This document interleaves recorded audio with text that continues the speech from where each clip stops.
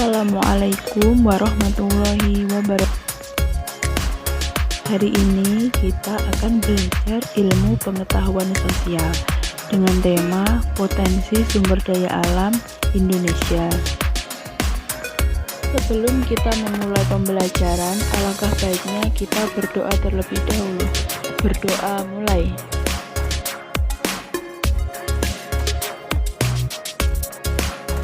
Berdoa selesai. Tujuan pembelajaran kita hari ini yaitu yang pertama, mengetahui sumber daya alam yang ada di Indonesia. 2. Mengetahui potensi sumber daya hutan. Sumber daya alam adalah semua kekayaan alam yang terdapat di lingkungan sekitar manusia yang dapat dimanfaatkan bagi pemenuhan kebutuhan manusia.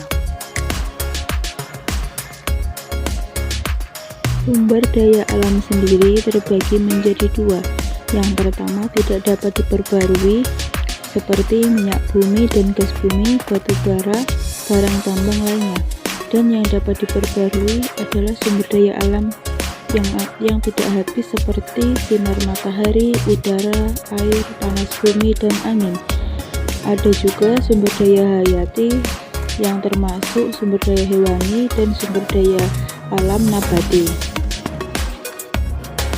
Potensi sumber daya hutan. Jenis hutan berdasarkan keadaan alamnya. Yang pertama ada hutan hujan tropis yang penyebarannya ada di Kalimantan, Sumatera, dan Papua. Ciri dari hutan tropis sendiri, ada banyak pohon tinggi dan berdaun lebat, kelembapan udara tinggi, vegetasi tanaman berlapis, sinar matahari yang sangat sulit menjangkau dasar hutan, dan mempunyai daya regenerasi yang sangat tinggi. Kedua, hutan musim. Hutan musim memiliki ciri pohonnya yang jarang. Tinggi pohon sekitar 12-35 meter. Pada musim kemarau daunnya berguguran dan musim penghujan akan bersemi kembali. Jenis pohon yang ada di daerah hutan musim yaitu pohon jati, pinus, dan cemara. Persebaran hutan musim ini ada di daerah Jawa Timur, Nusa Tenggara, dan Sulawesi Selatan.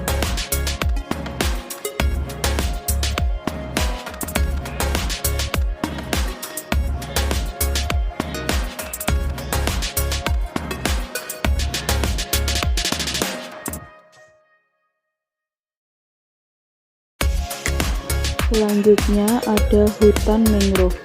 Hutan mangrove tumbuh di sepanjang pesisir pantai dan juga muara sungai. Hutan mangrove adalah ekosistem hutan daerah pantai yang terdiri dari kelompok pepohonan yang bisa hidup dalam lingkungan berkadar garam tinggi. Salah satu ciri tanaman mangrove memiliki akar yang menyembul ke permukaan. Selanjutnya adalah hutan sabana. Hutan sabana merupakan salah satu jenis hutan yang lebih banyak ditumbuhi rerumputan, semak, ataupun perdu. Di Indonesia lebih sering sabana sebagai padang rumput. Pohon-pohon yang tumbuh di hutan sabana ini tumbuh secara menyebar, di antara lain adalah pohon palem dan juga pohon akasia. Hutan berdasarkan fungsinya. Yang pertama, hutan lindung adalah kawasan hutan yang telah ditetapkan oleh pemerintah atau kelompok masyarakat tertentu untuk dilindungi agar fungsi-fungsi ekologisnya terutama tata air dan kesuburan tanah tetap dapat berjalan dan dinikmati manfaatnya oleh masyarakat sekitar.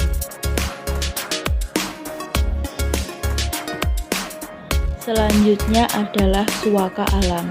Suaka alam adalah perlindungan suatu kawasan berupa kekayaan alam dan isinya, meliputi pemeliharaan penelitian, pendidikan, wisata, rehabilitasi kawasan, dan pengamanan segala aset yang berada di dalam kawasan perlindungan.